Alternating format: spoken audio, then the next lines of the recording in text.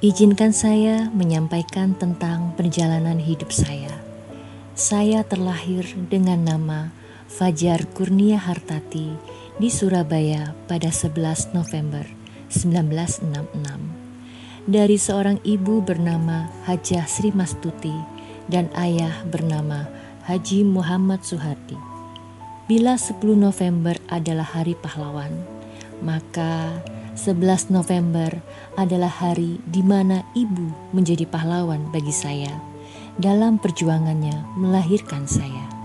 Saya adalah anak ketiga dari 8 bersaudara. Bisa dibayangkan betapa ramainya kehidupan kami. Walau ayah kami hanya golongan 2, namun mereka adalah orang tua yang hebat karena mampu memberikan pendidikan terbaik hingga ke jenjang perguruan tinggi.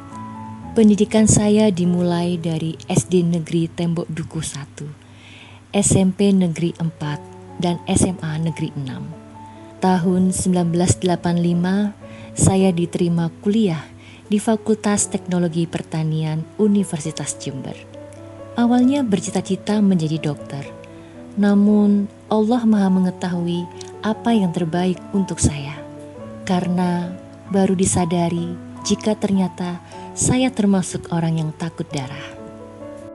Menjadi mahasiswa pecinta alam merupakan awal dari petualangan yang luar biasa.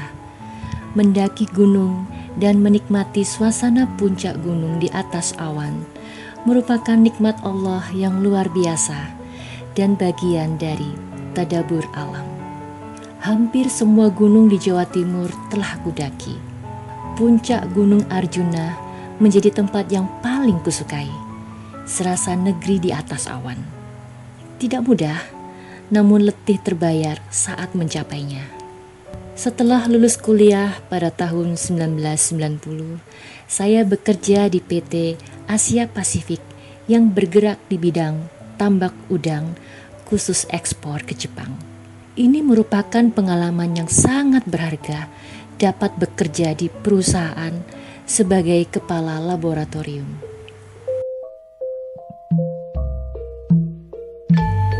22 Desember 1993, saya menikah dengan Mas Insinyur Agus Yudiono dan dikaruniai 2 putri yang cantik dan baik, Dita Priharini dan Anissa Dwi Puspitarini, sarjana komputer.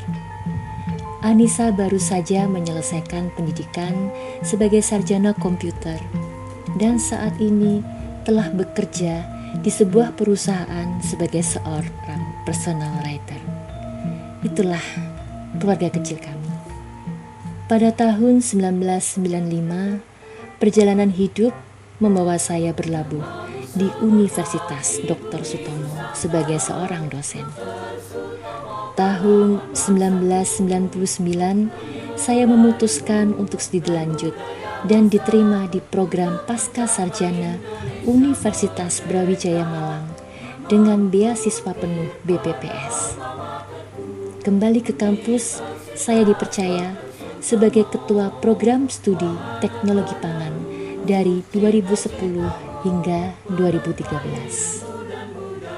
Di usia yang tidak muda lagi, saya memutuskan untuk studi lanjut mengambil program doktoral di Universitas Brawijaya Malang dengan beasiswa BPPS. Keinginan untuk kuliah ini bukan hanya kebutuhan untuk refreshing dari kejenuhan sebagai struktural, tetapi juga saya pikir suatu saat akan diberlakukan syarat dosen harus S3.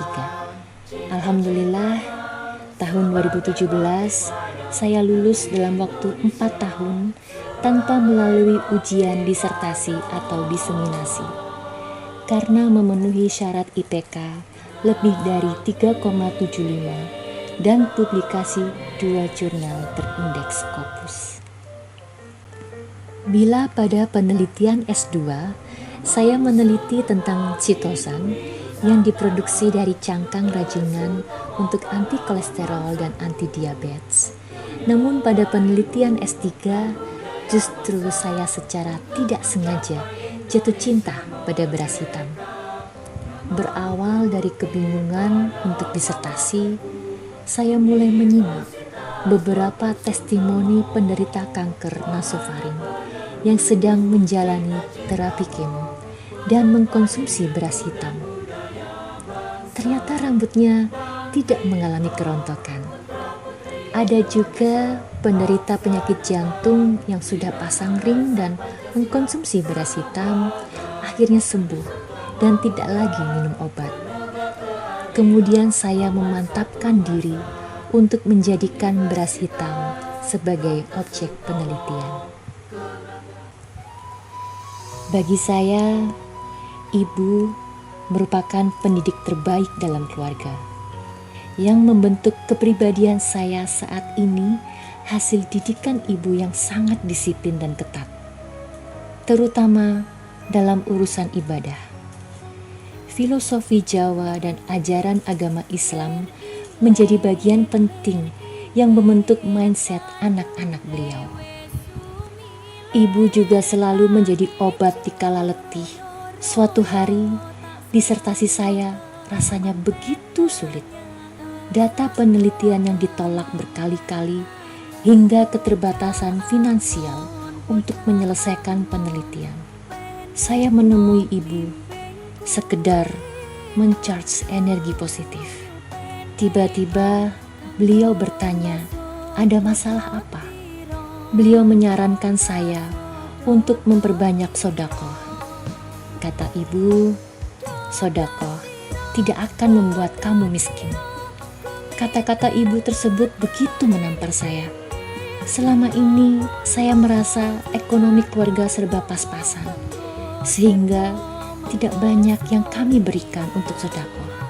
Namun nasihat ibu pastilah obat dari penyakit kegelisahan dan ketidakberuntungan yang saya alami.